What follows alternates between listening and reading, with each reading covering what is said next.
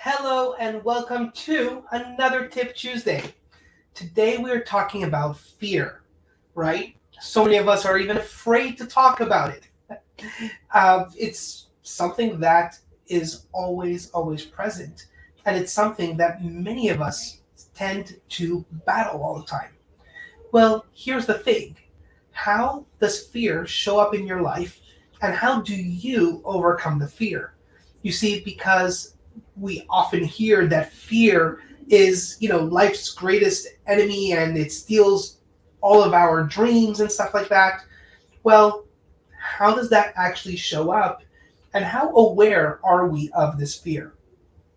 I like to talk about fear in the context that sometimes it's actually a good thing. Sometimes it actually drives us.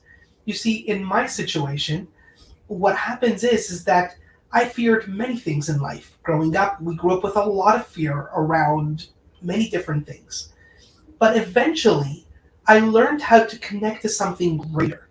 You see, what happens with fear a lot, at least in my experience, was that I was fear of losing out on something. I was fearful of, messing up something. I was fearful of an outcome that I had no control over. There were different fears that showed up in my life.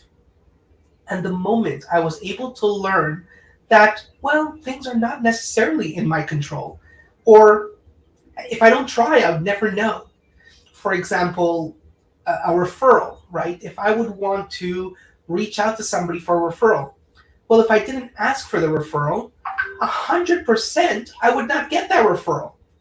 But if I at least tried, maybe it was out of my league, maybe whatever, it's not in my control, the outcome.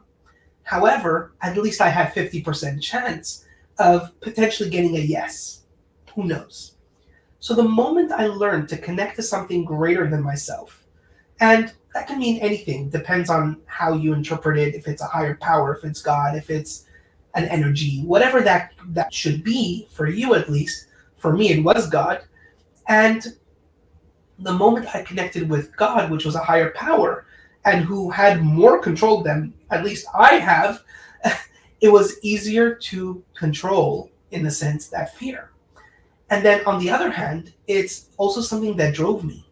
It was particularly that fear that indicated what was a deal worth going for. If the deal is not big enough and it doesn't literally stop your heart, if you will, then maybe you should question, and that's just a thought, maybe it's worth questioning to see if this is even a deal worth pursuing. To me, at least, I find that when I really, my heart stops and it scares the living daylights out of me, there's some kind of pull or gravitation that, oh, this might be worth exploring and trying.